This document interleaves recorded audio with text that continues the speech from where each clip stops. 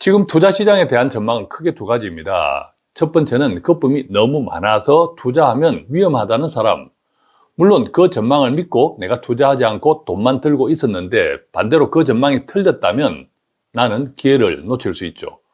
두 번째는요, 물론 지금 시장에 거품은 있어. 그렇지만 투자는 원래 거품을 먹고 성장하기 때문에 올해는 물론 내년까지도 지금보다 훨씬 많이 오를 것이라는 사람이 있습니다. 물론 그 전망을 믿고 내가 투자했는데 만약 이 전망이 틀린다면 나는 많은 손해를 볼 수도 있죠. 자, 그렇다면요, 기회도 놓치지 않고 만약의 경우도 대비할 수 있는 방법은 없을까요? 오늘은 그 두 가지 방법을 소개하겠습니다. 자, 먼저 첫 번째 전망부터 이야기하겠습니다. 우리가 잘 아는 세계적인 투자의 귀재 워런 버핏입니다. 워런 버핏이 이끄는 버커셔 해서웨이가 역대 최대 현금 보유액을 기록했다고 합니다. 자, 버핏은요, 당분간 마땅한 투자처를 찾기 힘들다라고 말했는데 2023년 지난해죠. 4분기 워렌 버핏이 이끄는 버커셔 해서웨이의 실적 보고서를 보면 현금만 우리 원화로 따지면 무려 223조 원을 가지고 있습니다. 자, 이것은 버커셔 해서웨이가 항상 현금은 있죠. 그렇지만 현금을 가지고 있었던 그 비중 측면에서 보면 역대 최고라고 합니다. 자, 워런 버핏은 이렇게 이야기합니다. 주식시장은 과거보다 훨씬 더 카지노, 도박이죠. 카지노와 같은 형태가 나타나고 있다. 자, 이 같은 카지노가 수많은 가정, 예컨대 이럴 것이다, 저럴 것이다 라고 하는 많은 가정에 터잡고 매일 투자자들을 유혹하고 있다라고 이야기합니다. 대표적으로는 AI 인공지능을 이야기하겠죠. 예컨대 지난 2월 22일 우리가 잘 알고 있는 엔비디아. 자, 엔비디아가 미국 주식시장에서 엔비디아 한 종목의 거래 금액이 S&P 500 전체의 무려 5분의 1을 차지했습니다. 쏠림 현상이 엄청 심하다. 자, 그것을 워런 버핏이 지적하고 있지 않나라고 생각합니다. 그래서 워런 버핏은 앞으로 몇 년 동안은, 몇 달도 아니고 몇 년 동안은 눈이 튀어나올 만한 수익을 낼 가능성이 없다라고 이야기했습니다. 자, 그런데 워런 버핏은 원칙을 굉장히 중요하게 생각하는 사람이죠. 또 가치 투자자라고 알려져 있습니다. 그래서 워런 버핏이 수많은 역대 최고의 현금을 보유하고 있는 이유, 이렇게 설명했네요. 그가 이끄는 버커셔 해서웨이의 투자 원칙 가운데 하나는 원금 손실 가능성을 감수하지 않을 것이라는 점이다. 한마디로 무엇입니까? 지금 어중간하게 투자하면 원금 손실 가능성이 많다, 이 뜻이죠. 자, 국내 주식시장도 불안하기는 마찬가지입니다. 지난 2월 18일 날 금융정보업체 FN 가이드에 따르면요, 지난 14일 기준 정권회사 3곳 이상이 실적 전망을 제시한 상장기업 270개 가운데 무려 71%에 해당하는 191개사의 올해입니다. 올해 영업이익 전망치가 하향 조정됐다고 합니다. 자, 이렇게 하향 조정된 기업 가운데는 우리나라 최고의 기업 삼성전자도 포함되어 있고요. 2차 전지 분야, 개인 투자자들이 많이 보유하고 있는 종목 가운데 하나죠. 2차 전지 분야 대장주인 에코프로비엠을 포함한 거의 모든 2차 전지 기업들도 있고요. 우리가 또 잘 아는 시중은행들, 예컨대 KB금융, 신한지중 등 금융지주사들도 있습니다. 심지어는요, 최근 저 PBR, 주가 순자산 비율이 낮다. 그래서 기업 밸류업, 주가 밸류업을 통해서 주가를 좀 올려라. 이런 압박을 받고 있으면서 주목받는 기업들이 있죠. 그 가운데 대표적으로 현대차, 기아자동차 등이 있는데 이들 기업들의 올해 영업이익 전망치도 하향 조정되었습니다. 자, 그렇다면 이제 두 번째 전망을 들어보겠습니다. 지난 2월 16일입니다. 미국입니다. 미국의 투자회사 캐피털 이코노믹스는 이렇게 말했습니다. S&P 500 거품이 맞다. 그런데 터지려면 아직 멀었다. 더 오를 수도 있다. 이렇게 이야기했죠.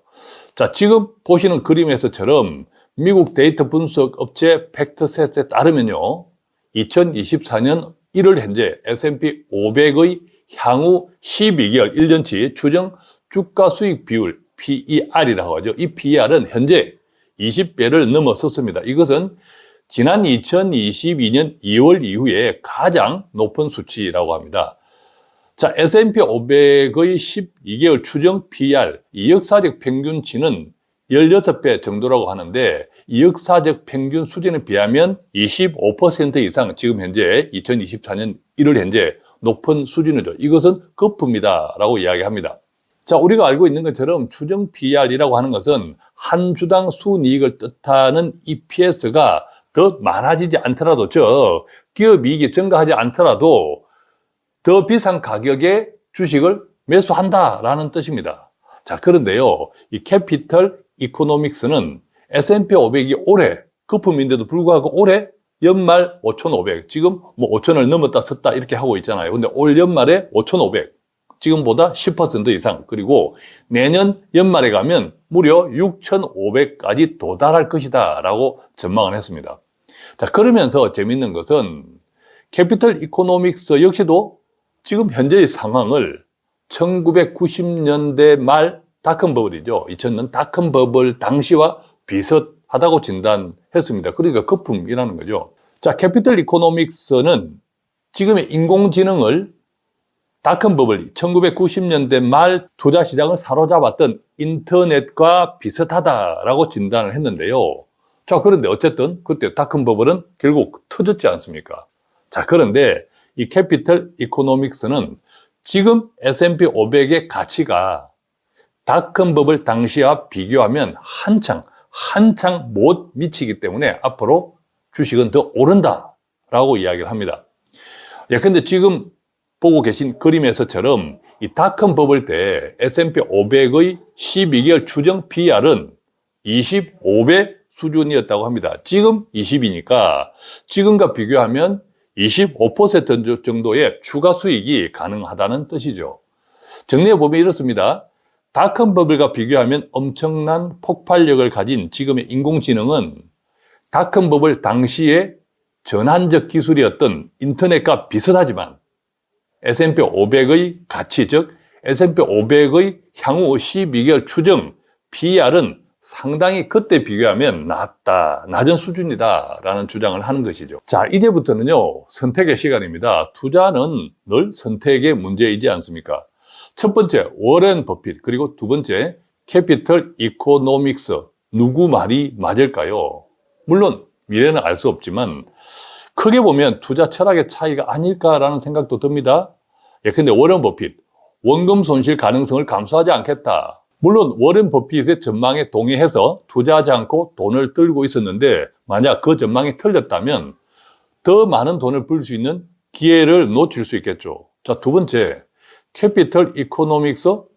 자, 캐피털 이코노믹스는 지금 투자해도 된다. 올해는 물론 내년에도 더 오를 것이다 라고 이야기했죠. 그런데 그 전망을 믿고 내가 투자했는데 만약 틀리면 많은 손해를 볼 수 있는 거죠.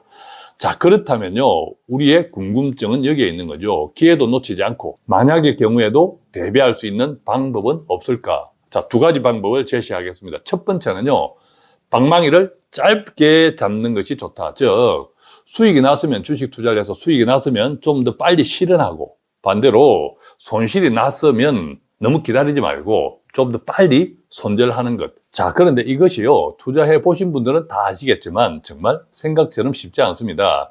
수익이 났으면 더 많은 수익이 나겠거냐 하고 기다리는 심리가 있고, 손실이 났으면 좀 기다리면 회복되겠지 하는 또 본전에 대한 심리가 있기 때문에 이게 말처럼 쉽지 않습니다. 자, 이때는 두 번째 방법, 즉 요즘같이 투자 시장에 대한 전망이 상반되게 엇갈릴 때에는 채권에 대한 관심을 가져보는 것이 어떨까 생각합니다. 어쨌거나 금리는 떨어질 시기만 보고 있기 때문에 현재 채권 가격은 물론 비록 더 떨어질 수도 있으나 크게 보면 저점이라고 생각됩니다. 그래서 만약에 워렌 버핏이 이야기하는 만약의 경우가 발생하면 이때는 안전자산인 채권에 많은 돈이 몰릴 수 있기 때문입니다. 자, 채권에 많은 돈이 몰릴 수 있다는 것은 채권에 투자했을 때 돈을 벌 수 있다라는 뜻이죠. 따라서 중립적인 스탠스, 예를 들어 투자 바구니에 주식과 채권을 나누어서 담아두면 기회를 놓치지 않으면서 만약의 경우에도 대비할 수 있지 않을까 생각합니다. 또한 이 주식형 자산 가운데서도 배당형 상품에 관심을 가지면 배당이라는 부가적인 수익을 얻을 수 있기 때문에 전체적인 투자 자산의 안정성을 높일 수 있지 않을까 생각합니다. 자, 오늘은 투자 시장에 대한 상반된 전망, 이 상반된 전망 가운데 나는 어떻게 하는 것이 좋을까? 기회도 놓치지 않고 만약의 경우도 대비하는 제 생각을 말씀드렸는데 구독자분들께 조금이라도 도움이 되었으면 좋겠습니다. 고맙습니다.